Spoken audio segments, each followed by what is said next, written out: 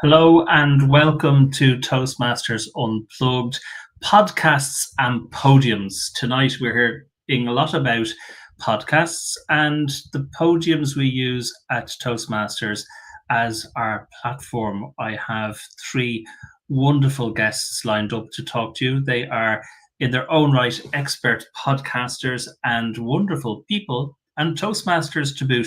I'll say hello to Paul O'Mahony, Gavin Gallagher, and Kevin O'Reilly. Hello, guys. How are Nice you? to be here.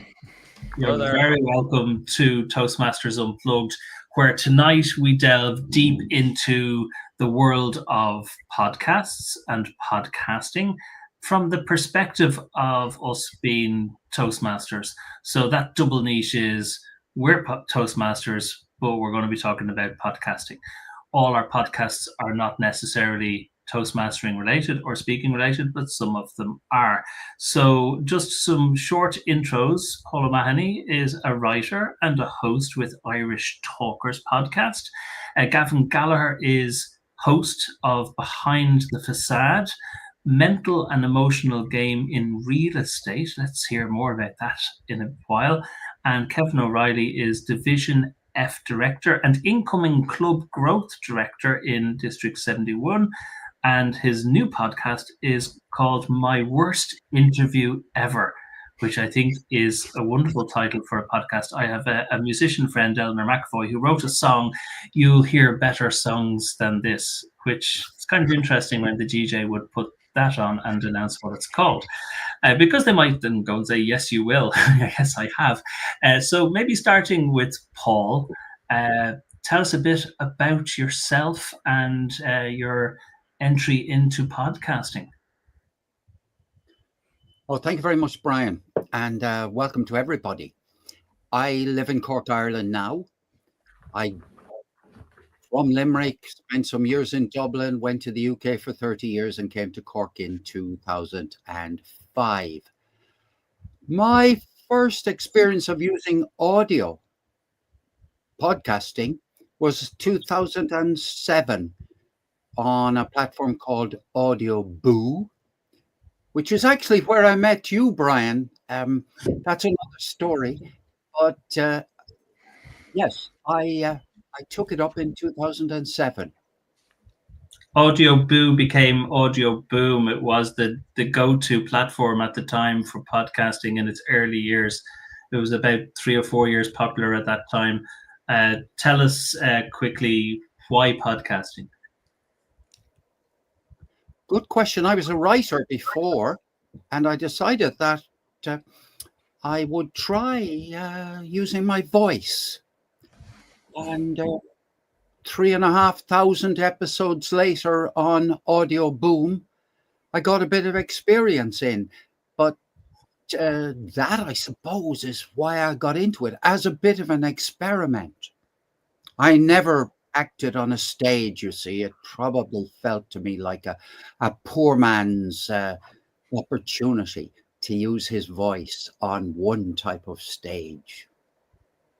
And what a wonderful voice we've heard through Toastmasters down through the years. I'm going to do some quick fire questions in this session with each of you, and then I'm going to dive into a one-on-one interview style with all of you throughout this evening. We're with you for about an hour. If you have any questions, you can pop them in the comments box. We can bring them up on screen. Anything we say that is a bit confusing or uses any acronyms you don't know, we shouldn't use them. But if we do call us out and ask, what did you mean by that?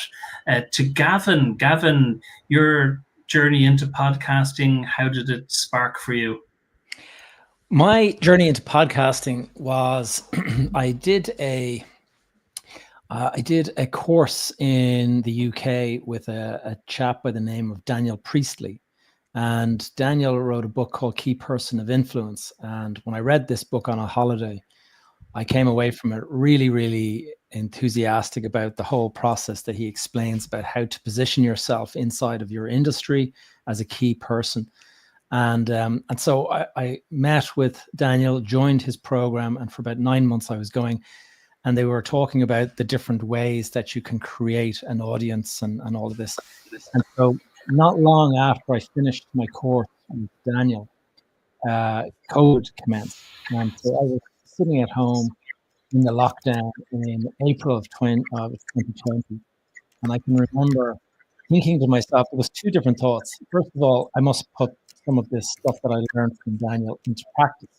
But the other side that is in the middle of the COVID lockdown, there was this great uncertainty in the property market about what's going to happen to the property market. There was a lot of people getting furloughed and, you know, being made unemployed. And a lot of people were starting to kind of get very concerned about what was going to happen to property. And I remember thinking, this reminds me of 2008 quite a lot.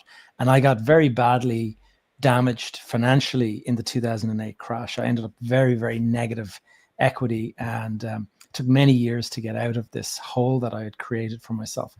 And so I started sharing my story in 2008 and the comparisons and the, you know, what it looked a little bit like today in 2020. And it seemed to resonate with the audience, and I've been going ever since. And so one episode a week consecutively without breaking my streak for 256 weeks in a row now. Hold those thoughts, because we'll get back to them in the longer interview with yourself, Gavin. Kevin, you are a newer podcaster. It says you have launched a new podcast. Had you been in podcasting before this podcast? I have not, and if I've ever wanted to feel imposter syndrome, I'm going to maybe feel it here with Paul's 3,000 and Gavin's continuous streak.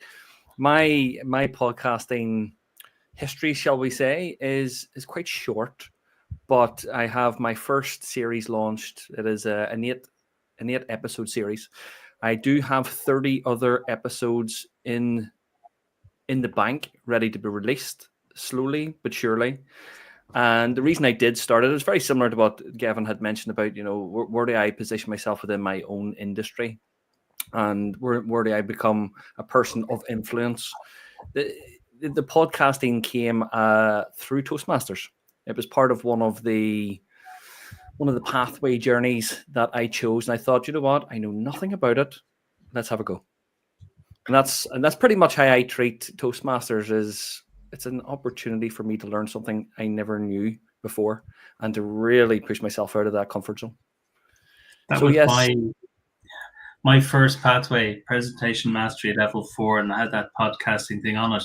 And for me, it was the opposite, because there was nothing for me to learn, and that came upon me because I had the skills in the bank, but I did something with my daughter that at least it helped her step up into podcasting. I'm going to do quick fire around the screen, and I love this Brady Bunch setup here that we have with the four of us on screen. And the quick fire, and I mean quick, is artificial intelligence in podcasting. Yes or no, and why? Paul? I haven't a clue. Will I come back to you? When I phone a friend, I use artificial intelligence for other reasons, but I haven't yet mastered the art of getting two people to talk to each other with the simulated voice from artificial intelligence. I've heard it done, can be very convincing, but truthfully, never tried it for that purpose. Oh, so in the widest sense of using AI and your podcasting, same question to Gavin. I find it really, really useful. And there's a couple of different ways that I've been leveraging it. The first thing is, coming up with a new episode every single week can be challenging, because some weeks there's some great news and you can kind of pick a topic to kind of talk about. Other weeks you're kind of scratching, wondering, geez, what will I talk about? Sometimes the inspiration hits me and I'm like, okay, I'm going to do something on that. But sometimes I'm really wondering. And so just go into ChatGPT, give me, 5 possible topics to kind of talk about. And you may not like any of them, but it might actually just give you sufficient inspiration to actually talk about something different, And so that's been the first thing. One thing I would say about we're seeing a lot of use of, AI generated images, videos, and voice and stuff like that. And as I'm seeing that, I think a lot of people are being turned off by that. I think that certainly when I see an artificially generated video, I immediately swipe, just not interested, because it's always created to generate interest, but it's noticeable that it is actually fake. Maybe that will improve, but at the moment, it doesn't appeal to me to watch something that's artificially generated. I think people enjoy the social interaction of one-to-one, and I don't think that will go away. I think we're safe in that regard because it's human connection that we kind of desire. But one thing that I have done, which is quite interesting in Instagram, and I have quite a big following on Instagram in the last couple of months. It's just started to grow. And what we actually started testing, my team and I, we took a video of something I recorded only in the last 3 or 4 months. And then we took something I spoke at a conference about 5 years ago, and we actually lip synced it so that it was on a current video with me lip syncing something from 5 years ago. It's absolutely, nobody could tell the difference. And that was incredible. I was just, wow, this is powerful stuff. So to be authentic, you look like you look 5 years, you look like now, but you've got the intelligence of what you were saying 5 years ago. Yeah, exactly. Same question to Kevin. AI in podcasting, yes or no, and why? I think there's a place for it. Absolutely. And just touching on what Gavin said about that idea generation. I too find sometimes thinking of the ideas, what is that next podcast? What is somebody going to ask? What direction are we going in? A couple of words into ChatGPT, it gives you a couple of ideas. Exactly like Gavin. If none of them are any good, great, but it might spark something to get you moving. What I also use AI for is actually writing the episode, what do we call the biographies? Yeah. So writing the descriptions, I use the AI. It's literally once I record the transcript, I record the transcript separately, copy that into ChatGPT, and literally ask it to write me out my description with links to everybody and whoever was on the show, and it brings it up perfectly with the prompts. Obviously, I've worked on over time, and it brings it up exactly as I need it. But I also use another AI tool called AI video clips, which literally you upload the whole recording, and it will cut clips for you so that you can use on your socials. It will bring up all of the subtitles. It'll make everything you need. Again, as long as you prompt it to look for specific things, it'll do it for you. And it can make short form, couple of seconds to minute and a half. It is a fantastic tool. Saves so much time. If I could indulge you to just put in some detail of that into the comments, and we'll bring it up on screen. Okay. And I'll jump back to Gavin for the next question.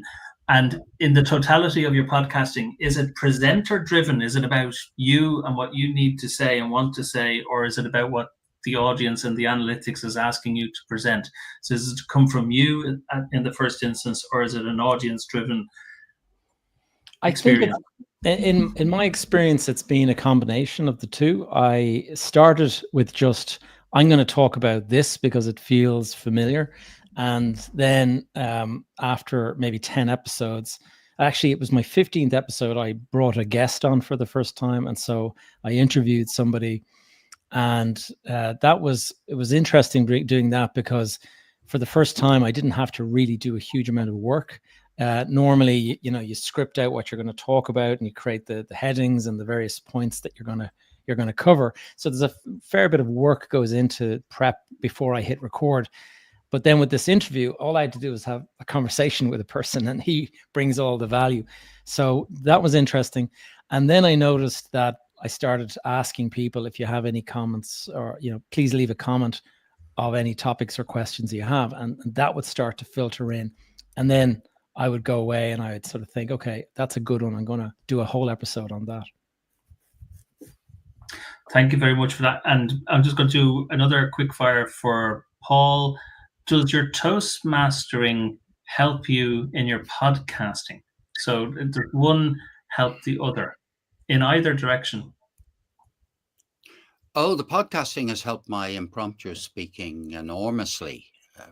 It's also helped my half-prepared speeches, because on Irish Talkers every couple of weeks I do a slot of about 12 minutes long on a topic that I choose, and I don't use any artificial intelligence in order to tell me what my topic is. Like the most recent one that I've recorded is all about the International Convention and about whether clubs are going to pay any attention to the recent letter from the international president, which urged clubs to set aside time to discuss the motions which will be decided on in August, and also to consider who are the candidates for international director. And I did that with nothing more than the first paragraph of her letter published in the Toastmaster magazine, which is a terrific source of topics if you want to, if you're stuck, if you like. But because I know the Toastmasters year very well, I can say, right, we're recording in May. This is going to go out at the end of June. The topic that needs to be covered is this. And that's the way I do it. Has Toastmasters helped me as a podcaster? It's helped me in one particular respect, which drives me mad, which is the superfluous sounds that I'm inclined to make.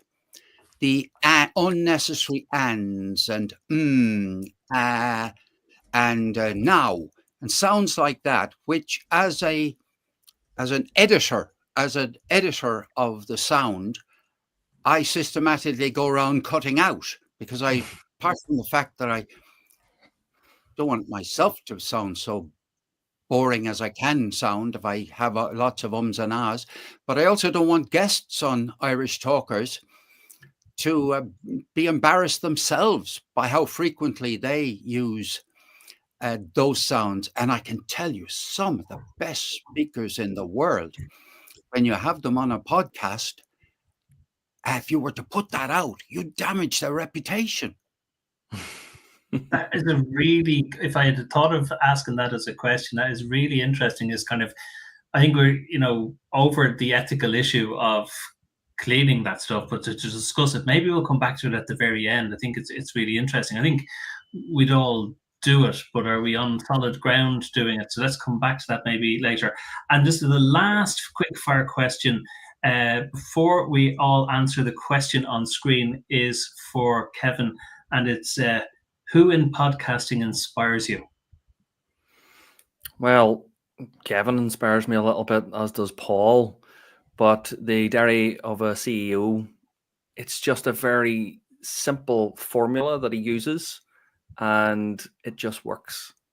I like how it's cut. I like how it's used. I like how he uses short clips. He uses long clips to advertise it. I love the topics that he comes up with. It is wonderful. I'm not going to say I would like mine to turn out like that, because that's his own way. I have my own way. But like everybody else here, we take snippets from everybody and we join it together to make our own. So yeah, what's the Stephen part? The question on screen, who'd like to take it? Well, I'll jump in with a quick one, because when I saw this, it immediately, like a one-man production setup with AI, it's absolutely possible. But you can go even further than that. I've been playing around with, there is, what inspired me is there's a podcast called Arnold's Pump Club, and it's Arnold Schwarzenegger on a podcast. He's done 208 episodes, is one of the biggest podcasts in the world now. And not a single word uttered by Arnold Schwarzenegger. It's all created by his voice, artificially created Arnold's voice. And I've heard another podcast where you can type into the prompt, basically. You say, please create a podcast about a certain topic between two people. And it will generate the two voices speaking to one another. And you just put that out there, and you have nothing to do with it except that you're the guy who prompted it and you're uploading it. So technologically, it's there. It's already there, and it sounds Already there. very convincing. Ethically, is it on solid ice? Well, I think it depends what you're putting out there. I think ethically, if you're telling people this is a conversation between two AI bots that I've concocted, then I don't think there's anything wrong with that. But if you were to put out there like, oh my God, look, listen to what Joe Biden just said, and you could concoct and obviously go down a very bad path, and so I do think that there's huge risks with all this new stuff coming out. So disclosure. Anybody else on aspects of this question? Thank you, TM Liu. Is that how I should pronounce your name? Any other aspects of answering this?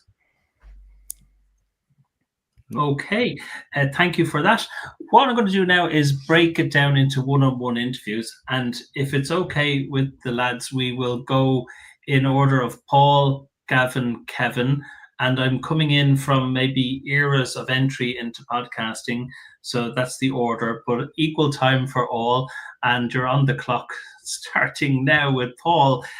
Paul, you mentioned it earlier. You and I met through probably the Irish Twitter sphere, the Irish Twitter world, which was the community that was very supportive of the blogging community, probably prior to your podcasting. So I know you prior to your podcasting days. And tell us about that kind of journey from writing, publishing, blogging to audio blogging, podcasting. Okay, I did a bit of writing at school. I enjoyed writing. I became a letter writer during the period of time when I was seeking romance. I went. I wrote letters. Yes, I'm a letter writer. I was a letter writer, and it was crazy. I used to keep copies of all the letters I wrote. That's another story, let's say. That's going back a long way now. Unsolicited, unrequited, or were they part of were they well received? These were letters that were within a relationship. Okay. I've always been one for connecting with people in other places, a long way away. I had a long series of letters with somebody living in Arizona, and a series of letters. No. A girlfriend. I was looking to meet when I went to Arizona. Similar thing with a Japanese woman who was living in Spain as an artist. So I'd write her letters. But we'll never get to the end of my biography if I go on about stuff like that. The really big thing was a mixture of becoming a poet in 1995. That's one side to my writing, and that's seriously going on to this day. And more relevant to podcasting was was the birth of my daughter in 2005 and returning from the UK to Ireland. So in blogging terms, I set out to chronicle what it was like for a Irish father, me, to bring a very young baby back to Ireland. And that was like remigrating, or whatever I used to call it, back to Ireland. So I did an awful lot of blog posts, so usually about 3 or 4 a day. And then I got into experimenting when I heard of this very simple app. You could just tap, record yourself, and it would go up more or less automatically into a community. And my first one I did was standing outside Frawley's pub in Lahinch, which is in the west of Ireland, a seaside village, and a relatively famous pub, and recording sounds and talking about it there. And thus began a journey making so many short podcast episodes. It's almost embarrassing. You said earlier that it was about getting the writer's authentic voice, your voice, out there. So you'd write and craft for the written word. Toastmasters is very much about the spoken word. This is where your writing becomes audible. Well, I've never, apart from a few times, read something that I've written. I have written something that I have spoken, because I record podcast episodes while walking the dog, and I will prepare speeches while talking to myself while walking the dog. In fact, it's much better than looking at a blank sheet of paper. Just turn on an audio recorder on your phone and talk as if you're talking to somebody. And one of my podcasts is very much a kind of personal diary. I've done 2 others, did a podcast called Business Jazz with my best friend Roger Overall for about 6 years, all about marketing business. And the 2 of us would just talk on that topic. The Irish Talkers podcast, on the other hand, is now recorded every 2 weeks, and there's 1 episode goes out each week, and one of the episodes is an interview, and the other is a kind of a magazine show. Your entry into Toastmasters would be in what year, and did podcasting come with that? 2015, and podcasting has no connection whatsoever with Toastmasters in those days at all. I didn't come to Toastmasters to practice podcasting. I'd already done enough of it, really. I'd done a huge amount. I had plenty of confidence about producing podcast episodes and I've never had to think of what will the episode be about. And I do almost no preparation if I'm going to do an interview with somebody, other than asking them some kind of a opening question and then working from what they have said. So before we started, I mentioned that on Sunday last, I was 40 years in radio, my first radio show. At 37 years in radio, I joined Toastmasters, all of 3 and a bit years ago. And similar to yourself, I didn't expect that I needed Toastmasters to help me in what I already knew. But how wrong was I? Because then I discovered that there is always plenty of room for improvement. Oh, look, every episode, as far as I'm concerned, is just practice for the really good one I'm going to do in the future. So thousands of episodes later, I'm still looking forward to doing the best one. But the ability for your practice in Toastmasters making your podcasting better, have you found any of that? The biggest thing I'm learning, and I have learned, is about clutch words and stuff like that. It's so different from giving a speech, because there is an audience. It always, in my mind, I'm always talking to an audience, just like I'm talking to you now, but I'm actually talking to the people who will watch this video, and I'm doing my best to make myself intelligible to future viewers or listeners. In terms of, I wish I could say table topics. Let's take table topics for a second. That's a quick answer to a question. And as you can see, I'm long-winded. So therefore, table topics helps me to be more succinct. How much does it help me? I'm not sure. In radio, they say the clock is the producer. So if you're operating up to the top of the next hour, that's going to decide what content is in or out. Does the timekeeping of Toastmasters help you discipline your podcasting operations? No, the person on Irish Talkers who disciplines me is the director, producer, editor, Moira O'Brien.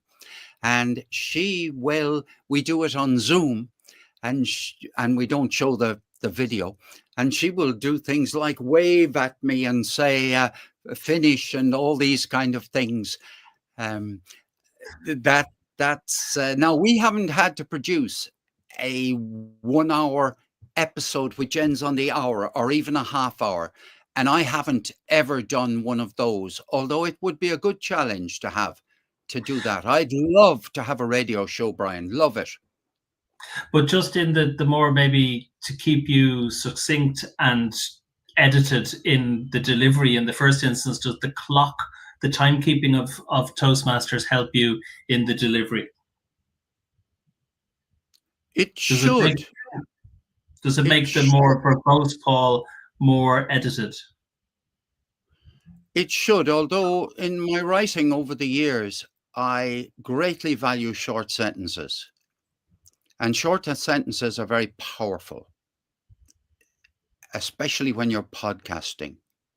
So what I often do, not on my personal podcasts, but in the Irish Talkers podcast, I take out an awful lot of ands, the conjunctions that are,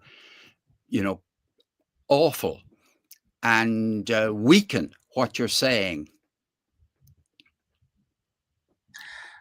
Should Toastmasters in our district do more with podcasting to promote the best kept secrets around the Toastmasters International?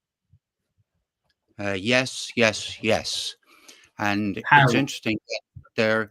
Well, first of all, a bit of practice by senior leaders, division directors and area directors and even club presidents would help. At the moment, there isn't any Toastmasters Club podcast. And the crazy thing is that we have prepared speeches at club meetings all the time.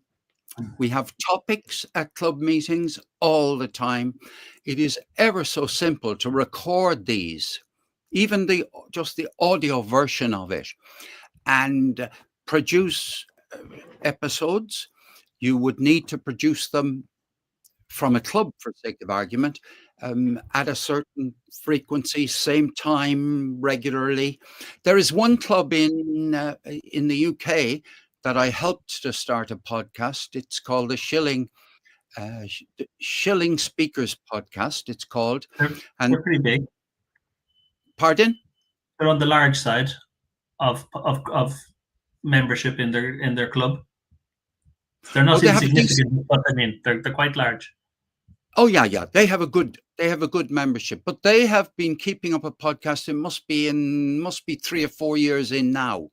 There are a number of clubs around the world, Toastmasters clubs, which have podcasts, and there also are some districts that have a podcast. And of course, the one that could be a great example to people if they listen to it more, which is the Toastmaster podcast, which is hosted by Greg Gazin. And that comes out every month or perhaps every 2 weeks. I forget now. Terrific episode, the latest one.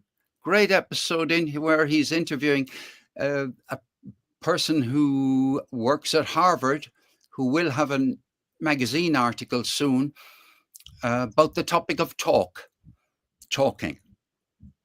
Well worth a listen. And I was just going to say that all talking needs listening because of the ratio of 2 to 1. Can I finally ask you your last question before I move on to Gavin? Your work ethic, you mentioned the frequency of a podcast.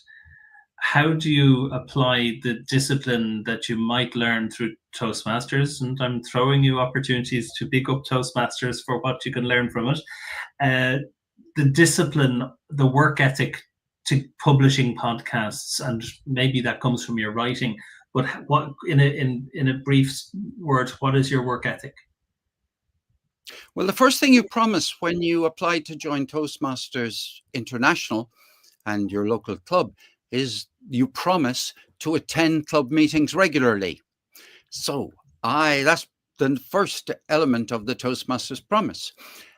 Similarly, in podcasting, you ideally would promise your community to whom you are talking or delivering messages, you would promise to produce an episode every month, fortnight, week, daily, whatever it is. It's difficult to recover from being unpredictable. Yes. I think there is really something about the power of a publishing date, a publishing time, and sticking to it, because it disciplines the creator and it forms habits for the listeners to pick up on. We'll come back to you for a quick fire Q&A at the end and some final thoughts and analysis on what we've been discussing tonight. But for the moment, Paul O'Mahony, thank you very much. We'll move on to our second interview with Gavin Gallagher. Thanks, Gavin. Hello. You're listening into Paul, and I'm going to throw some of the same questions and maybe some different ones your way. But tell us a bit about Behind the Facade podcast and Gavin J. Gallagher. What is it? Who are you? And what's that podcast about? Well, it's kind of goes back a little bit into history. So what I got into property investing at quite a young age. My dad died when he was 45 and I was only 21. So I started getting quite involved in business and stuff at quite a young age. And around about the sort of the end of the 1990s, the start of the 2000s, when we talk about the noughties and everything kind of went crazy for that kind of 5 or 6 year period just before the crash, I was one of the Celtic Tiger Cubs, as I call myself. I was a young guy doing really well in property, and I built up this huge portfolio, tens of millions in value, and I was very, very successful financially. And I didn't see the 2008 crash coming my way, but it absolutely totally devastated my finances. I lost my family home, ended up divorced, all sorts of sort of nasty stuff. And the thing is it took about 6 years to recover from that humbling experience of being reduced to zero income when you were flying first class and things like that, so very humbling experience. And so I started sharing that experience on my podcast. And the thing that I've discovered as a result of sharing that, and it requires you to be quite vulnerable to share those kind of things, but I found it to be therapeutic for me, but also hugely people would find it would resonate with them. There was a lot of people out there who went through very similar difficulties, but they're kind of covering it up and keeping it as their private problem that they're having. And so anytime I shared the fall that I went through and the difficult experiences, I don't do it like to kind of shine a light on me. I do it to kind of sort of say, look, you're not alone. I'm here. I went through this. You can get through to the other side. Because I know a lot of people that actually resorted to suicide over the stress of it and things like that. And so I feel like that there's a kind of a deeper purpose to this, and it's trying to help prevent suicide and to try to just make young people who are easily led by social media and advice that you get online and all this kind of stuff. And you see these guys going around driving the Ferrari, walking down the steps of a private plane, and young people are very impressionable. That's impressive, but a lot of that is fake. A lot of it is rented cars, and you literally rent the airplane at the airport. You never ride on the airplane. And when you realize all of this, and you realize the devastation that can be created from being sort of going for the get rich quick scheme, that really can cause people to totally destroy their lives and their family and stuff like that. So what I decided to do was just share my experiences, warts and all, and go deep and just all of the lessons that I learned from it. So my podcast, I talk about an experience. I'll see some piece of news. Sometimes I'm talking about the housing crisis. Sometimes I'm talking about the mindset, the importance of mindset. And sometimes I'm talking about just the best deal I ever did, the worst deal I ever did, you know, all of these things that get people kind of, you start to learn the episodes that are likely to get a higher engagement rate. And I don't always put that kind of episode out there, but you do find that I'm pretty sure this one will do well. And usually it does, it resonates quite well with the audience. From that kind of cathartic description of how you entered podcasting, did you get the bug for it at the same time? Were you being driven by how it was helping you and then how it was helping your audience? Was it this feedback loop that was helping you get deep into it? That's a great description for it, Brian, because it's funny, this ties into Toastmasters as well. I mentioned the fact that Daniel Priestley, you know, I had done this course with Daniel Priestley, but I was also doing Toastmasters. I had joined only the year prior, and I was approaching level 4 or level 5 in presentation mastery. And I can remember seeing one of the projects was to record and publish something like 7 episodes of a podcast on whatever topic you want. And I remember thinking to myself, okay, so I did this thing with Daniel Priestley, and over here I have this project. And so I started it. And when I published the first, 1 or 2 episodes, it was, it was kind of felt awkward. I wasn't quite sure of myself. I didn't like, who am I? Bit of imposter syndrome there.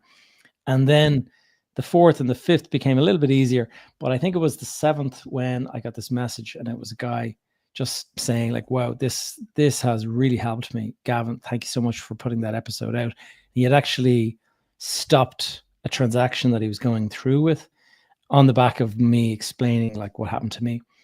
And that was a really powerful bit of feedback. I remember going, whoa, like I'm actually impacting people in a major way here. And that for me was, okay, I'm absolutely on the right path here. And so I did it, more. And then you start getting really encouraging feedback online and stuff. And I remember placing 3rd in the Irish charts. My podcast was up in 3rd place. I remember there was a website you could go to called Chartable, and it told you what the website, where you placed in the niche that you're in or the genre. And I was in the investing genre. And I can remember seeing, Diary of a CEO was at the top. And then the next one down was Tim Ferriss, and then me. And I was like, what? Like, I'm here. And that was a real moment when, whoa, I'm really doing well here. Like, I'm delighted with myself. And so I just kept going, and just every week, no matter what, Monday morning, 5 a.m., the upload was going out. I was not missing an upload. And sometimes I'd be out on the weekend with my family, and it would be 10 p.m. on a Sunday night when I start the process of putting out Monday's podcast. And just became like a bug in a very much in a big way, but very much because I knew this positive feedback loop was, pumping me up and making me feel great about it. And it's gone on into social media now. And I started putting out videos on Instagram about a year ago, and it's gone absolutely viral. I had one video that has done over 1 million views. And so suddenly I'm realizing that the podcast has led to the social media, and the social media has led to, invitations to speak on stage at conferences and stuff. So it's the whole thing is really powerful. And I'm sorry, go ahead. You can see I'm prepping for a next question. What I'm wondering about is if it's possible to unravel that kind of connection between your involvement in Toastmasters and the success or the journey of this podcast. Where's their intersect point? How have they helped each other? Oh, in a big way. And I can relate to what Paul was saying just about like my impromptu speaking. When we do the table topics during a Toastmasters meeting, every question that is asked, the way they're waiting for volunteers to kind of put their hand up or whatever, like I'm literally holding my hand down because I could jump into every one. And I'm just like, I want to answer that. I want to answer that. I want to answer that. And I'm usually the Toastmaster, so I should be doing the least amount of speaking. And so it's definitely helped in that way. And because, after 250 episodes, you just get into, there's all sorts of insights and intellectual property that I've created. And there's these frameworks that I've got in my mind. Like I've got all these acronyms that I use to describe certain things, and they're all up there now, so I can draw upon them at any time. And it's super useful like that. And I found that as a result of doing all these podcasts, coming up with a script every week, it's essentially like doing a speech every week and standing up in front of your club and speaking. And what I found is that when I'm in the process of, I'll get asked to do a speech in my own club, and I'll often only start writing the speech an hour before I'm presenting it. And because I've just gotten so regular about this, is that I just know, okay, I can do that, no problem. I don't hesitate, and I don't kind of think, oh God, I could never do that. It's just now, yeah, no problem, I'll be there. And so that's become very powerful because of just the repetition of every week doing another podcast. You mentioned the success of an Instagram that went viral, but at a more rudimentary level for the podcast, how does Gavin go about marketing? How do you let people know you exist and you're there? Is it word of mouth or something more sophisticated? It is a combination. I think word of mouth is very powerful, but getting out there can be difficult. And like if I was giving advice to anyone starting a podcast today, I think you'd be sort of saying that when you start your podcast, there's a good chance you're going to be in the new podcast sort of page that is on Apple or whatever it is, and you'll only be on that page for a week or two, and then you're going to disappear into obscurity. So make the most, like have 5 or 6 episodes recorded and put them out a day after day, so that you've got, because I think after people hear, maybe the 5th episode, they start to kind of know, like, and trust you. They start to feel like that, I like this guy, I like his stuff. Whereas if you leave it a week until the next one they can listen to, it kind of, I think you can lose, you could be they'll discover somebody else in the meantime. So when somebody discovers your content and it resonates with them, they want to hear something else. So have like a little binge bank, as we call it, there, so that they can just go straight to it, I asked Paul about the principles of Toastmasters and how they help you in any way in your podcasting. So, like, other than that kind of the table topics and the kind of ability to stand up on your feet and instantly do something, is there anything about being a member of a committee at your club or in the wider Toastmaster world that you've taken on that you can kind of see the synergies that help you do business better or podcast better? Well, I think that they kind of all feed off of one another. When I think about my Toastmasters journey, I started out, sitting at the back, so to speak, not really engaging heavily, and then getting a little bit more engaged, and then starting to give speeches, and then thinking, oh, look, if I get through each level, I move up, through the pathways, and I get points for the club. And so I started to get more. But where it really made a big difference was just the structure of writing a speech. And, you start with the introduction, and then you have, maybe 3 points, and then finish with a conclusion. It's as simple as that. You can kind of do a podcast script. It might be longer, it might be more sort of elaborate or whatever, but that's the kind of framework that I use. And so doing that, using it day after day after day, then I found that all of the podcasting I was doing was making me better at giving talks in the club, more confidence, not feeling like an imposter anymore, just feeling like, yeah, I'm here, and I'm going to get up and speak and do an impromptu speech in a club, in a strange club, no problem. Just because you're kind of gotten so familiar with speaking into the microphone that it becomes quite easy. And then where it becomes handy is all of the sort of lessons that I've spent a lot of time trying to figure out, how do I scale my own podcast? How do I get in front of more people? And there's little hacks you can find, things you can do online, like sharing it in LinkedIn, for example, and places like that.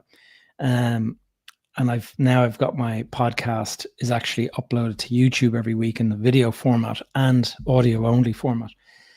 And I start becoming useful to my club when they're talking about promoting an event or something like that. And I can say, no, don't do that, do this. And it's because you become so ingrained in that whole kind of area of digital marketing, putting yourself out there, publishing, that you become quite an expert in that area, even if you don't feel like you're an expert. You mentioned the success of the podcast leading to invites to speak on stages around the world.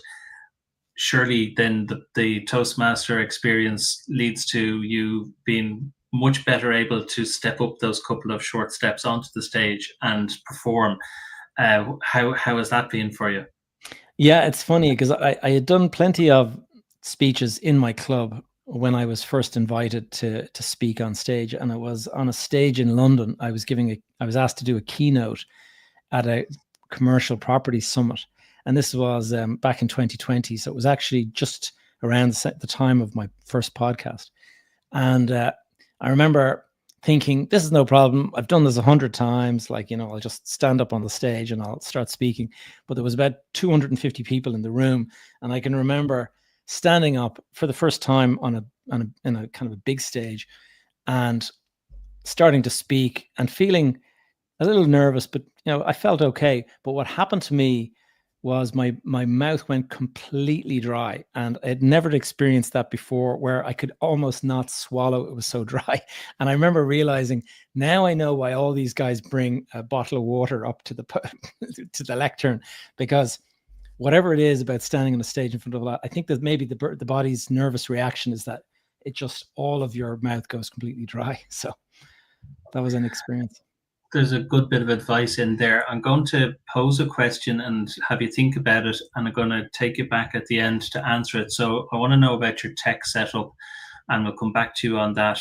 Gavin, for now, thank you. And we'll switch over to Kevin O'Reilly. Kevin, welcome again. Division F Director and incoming Club Growth Director. Congratulations. And a new podcaster. What's it like to be so new and fresh? What's the feeling? Is it warm and fuzzy and glowing, or is it uncharted waters? A little bit of both, I think, Brian. At the very beginning, it is extremely daunting. I suppose everything is extremely daunting when you've never done it before and you don't know what you're doing. But once you get into the swing of it, similar to what Gavin had said, once you get into the swing of it, it becomes a little more natural. The first 5 or 6 is not very comfortable. You're still fumbling. You're still trying to work out the technology. But when you get past your 8, 9, 10, and I have 30 recorded, but I'm releasing them in batches of 8 as a series, you actually look forward to doing them. I really look forward to doing them now. So I would maybe record 2 or 3 a week, and I would just keep banking them until I need them. Now, anybody out there, editing is not my bag. I can do it, but I'm extremely slow at it. And I think that is something that holds me back. And if it holds me back, it is potentially going to hold other people back as well. So I'm always open to how can I edit more quickly, or who can I get to edit for me at a reasonable price. A question I wanted to ask Gavin, but I'll now ask it to you, is this podcast is carefully chosen. Does it dovetail with your business, and are you hoping for kind of synergies and opportunities to come from the topics you discuss in the podcast to the clientele who will discover your expertise within your area of business? And tell us what that area of business is. I see a sign behind you that might give a clue, but tell us anyway. Yes, it does. It absolutely does. And I think the idea behind creating the podcast, apart from it being a level 4 pathway on Toastmasters and a challenge that I thought, I've never done this before, I'll give it a go, because I'm trying to stretch myself in every area of business.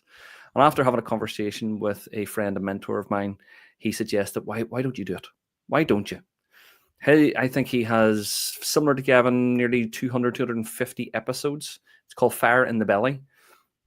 where he brings people on from all walks of life in business, and they talk about what the fire in their belly is.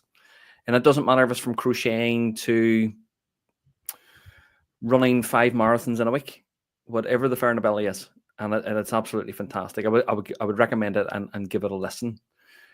But with my business, this is almost like raising that business to the next level. It's about helping potential future clients pick upon some of the ideas that are already going ahead. So my podcast is called My Worst Interview Ever. And it was purposely called that because if I was to call it My Best Interviews Ever, not too many people actually wanted to listen to it. So I tested the title. And when I used My Worst Interview Ever, it was almost like, oh, I really want to hear this. I want to hear what is going on. But so did I, which was a little ironic because I knew what was coming up. But in one of the episodes I recorded, I was left a little bit dumbfounded because somebody was actually kidnapped during an interview process and then dumped out in the middle of a strange town that they've never been to before, times before they had phones in their pocket and hadn't a penny in his pocket, and he had to walk home from where he was. And I thought I knew everything about interviews, but I never ever thought that that was something that happened. And that was just one of them. The other ones, some of them are completely hilarious and others are completely embarrassing. And like Gavin had mentioned around his podcast about being very vulnerable and open, it is almost therapeutic. We have a bit of a laugh. It's very therapeutic. They almost feel like they get it off their chest, share it with the world, and they go away feeling a lot better. So it does definitely feed into my business. You mentioned deliberately stretching yourself. Is this something you are also applying to your journey through Toastmasters, because you are flying up the ranks and getting elected and taking on some really big roles? Is this part of a master plan? Well, it's part of a be better than yesterday, Kevin. That is my mindset. That is my philosophy in life. It is always to be better than yesterday. And that could be a millimeter or 1% better than yesterday, as long as it's going in the right direction. And this role is going to stretch me. But what it will give me is it will give me a lot of learning. And there are people out there who have done this role before. And I've, in my preparation for the election, I reached out to 10, 15 current, past club growth directors from around the world who I now can lift the phone and have a conversation with. And that was because I wanted to stretch myself. I wanted to learn something different. And this seems to be a trend with me. If I don't know it and it might benefit either myself or my family, then I'm going to go and learn it. You are renowned for your knowledge around interviews, and I'm thinking of them from the kind of the Jewel at Dawn type of interview through to job interviews. Is there something about the interview setup that kind of bodes well for the exchange that will happen between the parties? What is it about it? Because it makes for wonderful podcasting content. Like you can have talking heads, you can have panel discussions, but the interview style seems to be number one in the charts. It seems to be the one that people can stay listening to for 40 minutes, 45 minutes, 3 hours. Interviews seems to work. What is it about it? I just think it's because people are inherently nosy and they just want to hear what somebody else has to say. Well, you know, it's like that show Big Brother. Why was it so successful? And I say, why was it? Because I'm not sure if it's even still around now, but why was it so successful? It was a peek behind the curtain. You know, why is Coronation Street and EastEnders going so long? Because people want to see other people and what goes on in their lives. It's the same as a podcast, and it's the same as that sort of interview style. I prefer the interview style as opposed to what Gavin would do with regards to just going on and speaking to camera or speaking to microphone. I prefer the interaction. I prefer to feed off somebody else and to have them feed off my energy as well. I think it brings a better dynamic, although I am going to also try what Gavin has done and just a piece from myself in the camera and add that as part of the podcast show. So it was, really worthwhile coming on this evening, if for nothing else, but to pick up little points and tips from all of the other podcasters on this evening. So we have the Kevin monologue to look forward to. As Club Growth Director incoming, do you see a bigger role? And I might have heard it from your candidate's speech to the voters, that podcasting or radio can play a role in the growth of Toastmasters in the district? Absolutely. And initiatives like this, and yourself and Olga putting this on, it's such an initiative. It is so important because it'll reach people who are on the fence, and it also appeals to different people who either like to consume information in a different format. So there are people who like to read it. There's people who like to watch it. There's people who like to hear it and watch it. There's people who like to go and test it out, like within the clubs. This is bringing a different dynamic, and I absolutely love this. And what you are doing and what you have done over this year is fantastic. And as part of my Club Growth Director role, I want to continue with this, but I really want to blow this up as best we can, get it to every platform that we can possibly get it out to, and give it to as many people so they can look back on it and go, do you know what? I want to do that one day. We're 1 hour in, and you're the first person to mention that Olga Byrne is running the Green Room and this series. So greetings to who you can't see behind the scenes, to Olga, who's pulling the strings and pushing people onto the stage technically and all that. Just on what you just said, is it that because podcasting and video and non-linear and non-broadcast media is so hot at the moment? We saw it in the US elections, where the place to be was on Joe Rogan, and maybe one candidate didn't get there and didn't do so well accordingly. Is it because it's so hot, or is it because inherently it's a great medium to show off what Toastmasters is about? I suppose both, in a sense, and it depends on your intention and how you decide to use it. I think for us going forward as Toastmasters, we need to utilize it a lot more. We are a public speaking organization after all, and I don't see as much public speaking on our socials as potentially we could. Any club can grab a camera or grab a phone and literally have someone send something into the camera and it goes straight up onto their socials. I get that is a challenge.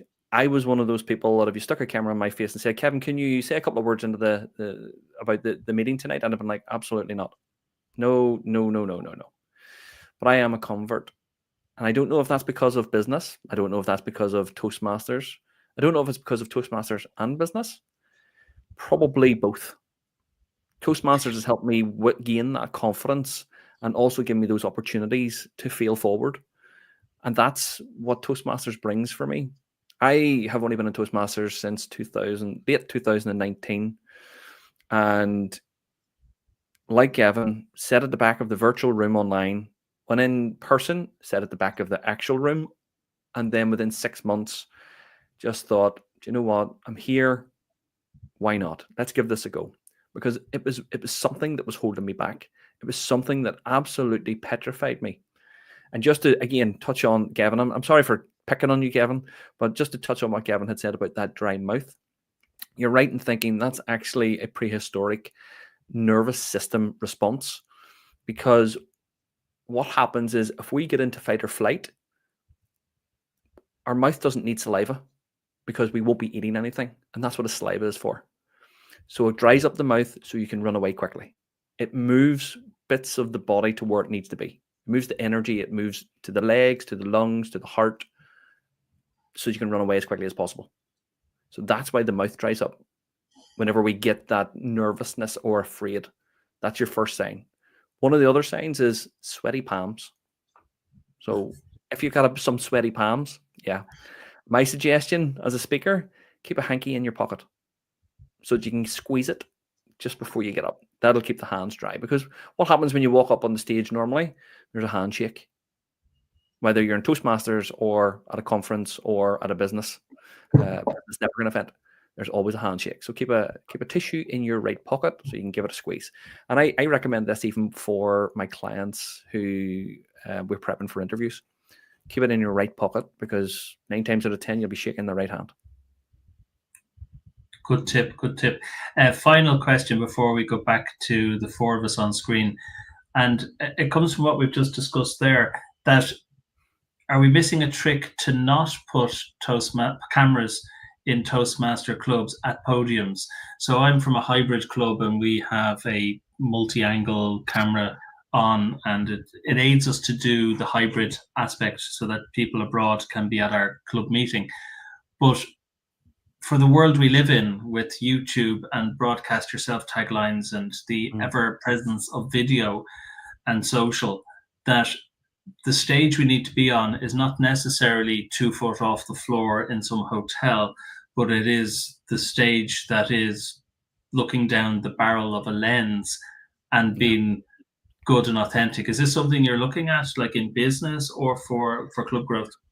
For business, everything I do outside of my office is recorded, whether that be on a phone or that be on one of the lovely little DJI mics that I carry around with me. Everything is recorded for me to look back on, for one, but also to use for content, for two. I'm a great believer in anything you do should work really hard for you, no matter what it is. So with regards to a podcast for me looks like 5 weeks worth of clips as well as a podcast. So that's working really hard for me. Social media content. If we can move that into the clubs, great. Now, like everything else, change is very difficult. And we've been doing something a certain way for so long. It almost needs to be the thought process of, well, what is this giving us? And if people can't see the value in that, or if we can't help them see the value in that, then they're not going to do it. But not only that, there is a cost to it. There is a cost, and there's also a skill set needed. It is difficult to find a club that has the finances and the skill set together. They may have one and maybe not the other.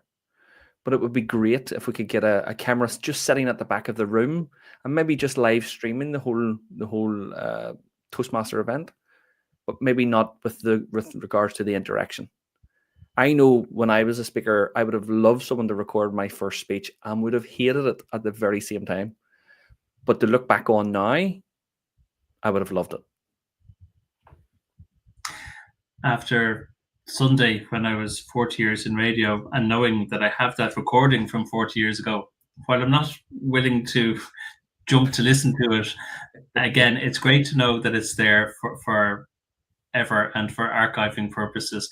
I'm going to call Paul and Gavin back onto the stage, and we are running at about 1 hour and 8 minutes at the moment. So for anyone watching, we hope to wrap this up in the next 10 minutes.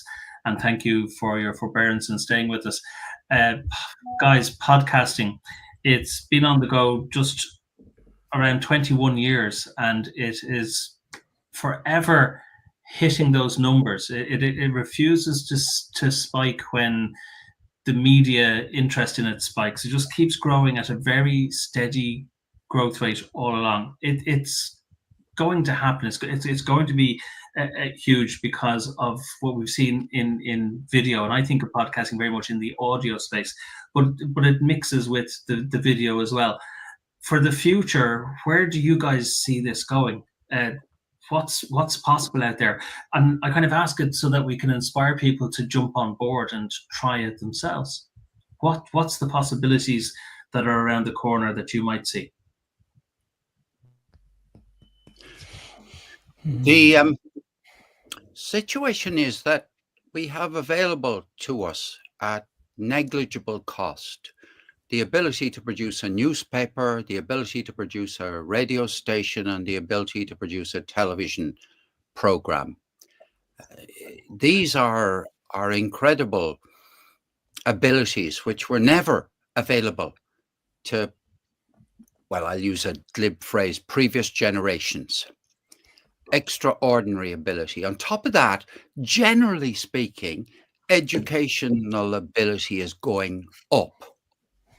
So, and the fact that ordinary people like us are capable of producing something that can be heard in Antarctica or seen in New Zealand, the fact that this can happen will simply inspires more and more people all the time, especially when people realize that they have in their hands a smartphone. Nearly everybody has one of these.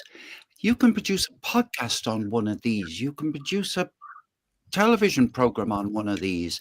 You can do more or less everything. You can edit, the whole works, and the sound quality is perfectly adequate. Maybe not studio, but so I think it's inevitable that more and more people will communicate their opinions, their prejudices, their loves and hates, and show off their egos. All of the traits that human beings will be available from now on. I agree with what Kevin was saying a few minutes ago. Every single Toastmasters club, if it got around its members and talked about it and got people on board, could put up on a television program speeches that are happening. No problem at all. And they'll even put up the evaluations. And you could have beginners and experts. It would, of course, raise the interest in a bit of humor at the meetings, because otherwise, wouldn't be as attractive. But yes, I think there's huge potential. I think video podcasting, which is increasing at a faster rate than audio podcasting, is definitely one of the coming things. It's yeah. That I gotta leave time for the others. That's my answer. Around the screen, I'll go to Gavin next. Yeah, I think we are in the what people are referring to as the attention economy, and it's got to the point now where having the ability to speak and to persuade and to put your view across out there with confidence, and just to communicate ideas and thoughts and things, being able to do that is hugely powerful. And the more persuasive you are, the better you are at making a living at this. You can turn your ideas into a product. You can sell your product. I mean, there's just a huge amount of opportunity out there around these skills. And I think it's only going to grow. As Paul said, video podcasting is growing faster than anything else. So YouTube seems to be the place. It's kind of hard to believe that YouTube is now 20 years old as a platform. And it's not going anywhere. Like there are people that my kids watch that now have about 100 million followers and subscribers on their YouTube channel. Those guys are bringing in, $7 to $10 million a year in income just from kids watching TV. It's just incredible. The opportunity is massive. So I think the ability to speak, communicate, get ideas across, and the fact that we can all do this for free, I think, is hugely powerful. And Kevin? Well, it's ironic that you asked this question, and we were discussing about video podcasting. I was literally thinking about that today. I was on a video podcast last week or the week before with a girl called Tina Calder from Excalibur Press. And when you see it from the side of a guest, it's not as mind-blowing as you may think it to be. And what I mean by that is there was 3 phones and an iPad, little microphones on, and a stage almost set up behind us to create that sort of feel and comfort and vibe. There was even little covers that went over the chairs, changed the color of the seats. I thought, wow, I've never sort of understood what went on behind the scenes. I suppose it's like everything else, Brian. You're in TV and radio, and the things that you probably see behind the scenes when you first started, you probably thought, oh, is that how they do that? Well, that was exactly my thought process, and it went from being this big of a deal to I could do that.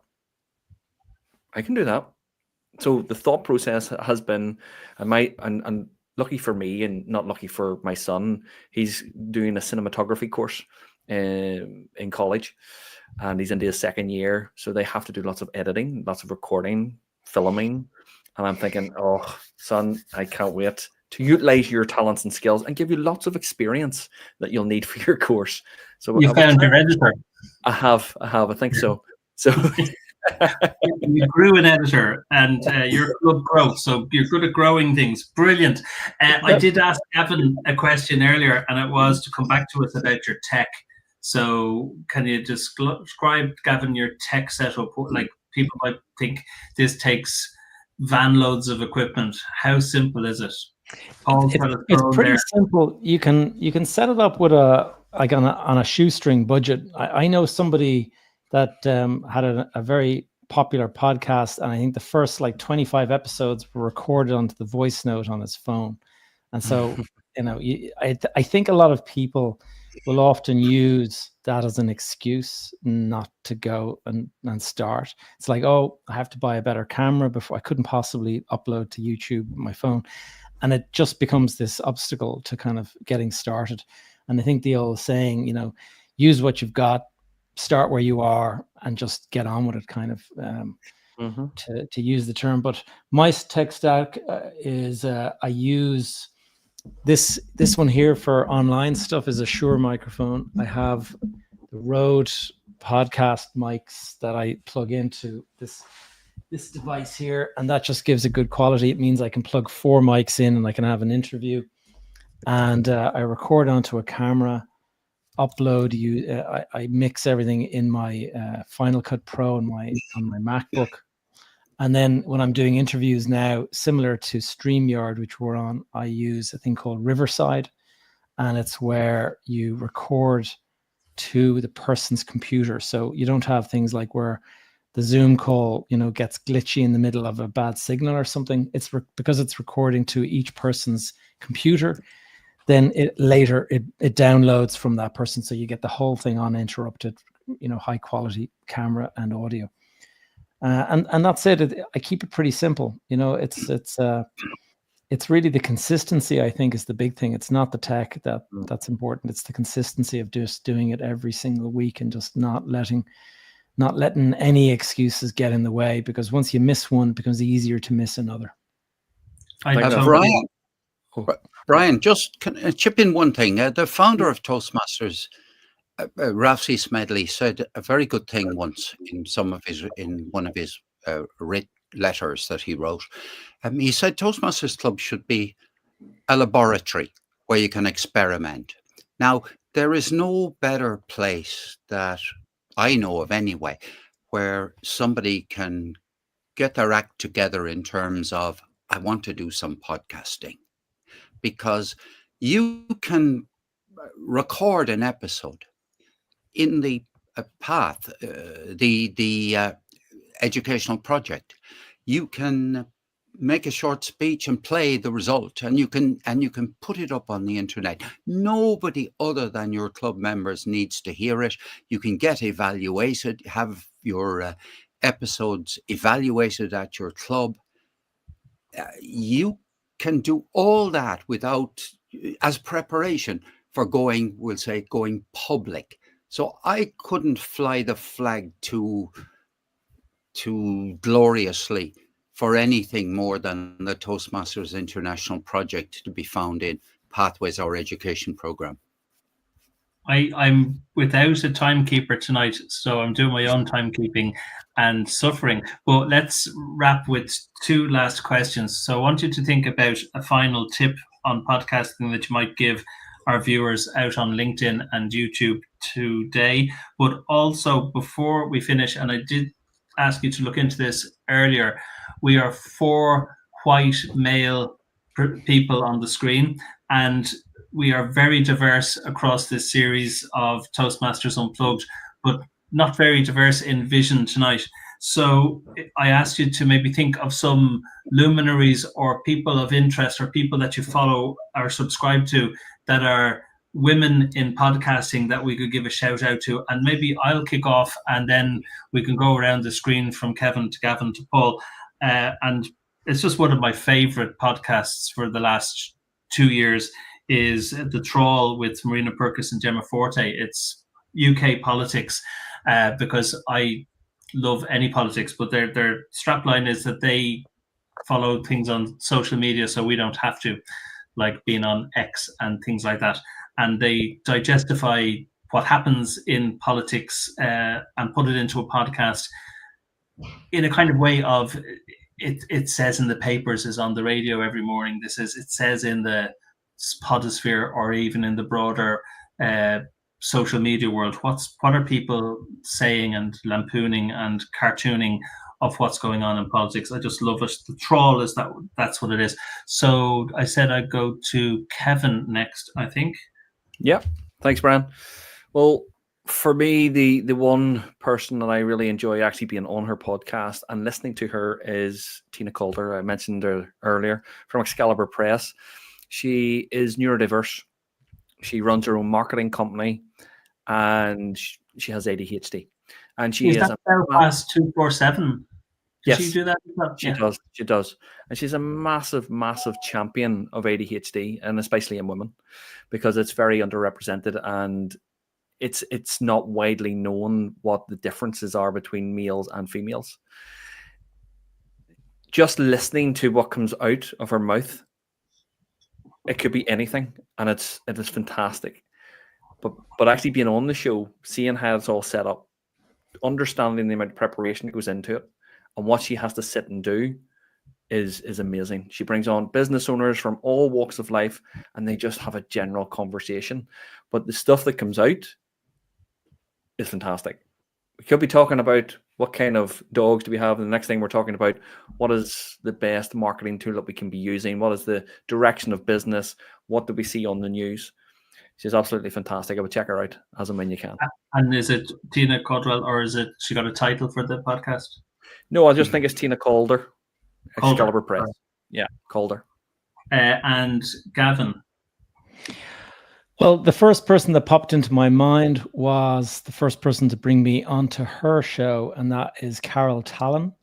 And Carol runs a couple of different sort of enterprises, but one of them is I think it's the Irish Property Show or something. I think the name might have changed over the last couple of years, but it's a weekly show, and they talk about news, and they get, the housing crisis here in Ireland and all that kind of stuff. So it's quite a local Irish thing, but she talks about, the construction sector. So it's quite niche for the area that I'm in, but I find her excellent. And she's been good to me. She's always sending people my way and stuff like that. So I have a lot of time for Carol. Carol Tallon, thank you. And Paul? Well, Siobhan Fitzgerald in our district, living outside Galway, has a podcast called Let's Stand Public Speaking. Now, she's a terrific podcaster, but she hasn't recorded many episodes. The person I would like to recommend is Angela Nuss, who has a podcast called Talking Toastmasters. Now, she's from the United States. So Talking Toastmasters, Angela Nuss. And last one I have to say is a thing called True Spies, which I like a lot, with Vanessa Kirby. And so there's a few ones with women involved in them. And finally, 3 quick tips from ourselves. I'll make it 4. I'll throw one in at the end, starting with Kevin. A tip for people in Toastmasters and podcasting. Well, the very first thing, and it's touching on what everybody has sort of said this evening, is just do it. Let's get rid of these excuses. You can record it on a phone. Let's just do it. It's usually the start that stops most people from starting. All you need is that moment of courage to say, I'm going to do it, and then commit to it. If you have to lift up your phone and just record it as a note on your phone, just do it. If you have to use your camera, take yourself off into a forest like I did, just do that as well. Take your dog for a walk, just record it. But don't look back in a couple of years and think, do you know what? I could have done that. I should have done that, but I didn't do it. It's a start that stops most people. Just get started. Gavin, thank you, Kevin. Yeah, I would completely mirror Kevin's thoughts there. I think back to my own start, and I had started a podcast about a year before I did my podcast. Started my second podcast. My first one, I did one episode, interviewed a guy, and then never did anything after that. And I can remember I'm one of the 98% of podcasters who don't get beyond 7 podcasts. And I thought, no, I'm going to try it. And that was 5 years ago. And it's just the snowball that has been created from that. It's like a flywheel in a car, just gets easier and easier. So just get started. People suffer from imposter syndrome. And the way to do that is just fake it till you make it and just put out the content. Don't worry about what people are listening. You're maybe a week ahead of somebody else who's at this journey. And that's enough to help that person who's a week behind you. And so it's a way to look at it. Thank you. And Paul? Get to love the sound of your own voice. So many people cringe when I've been speaking to them about the idea of recording themselves.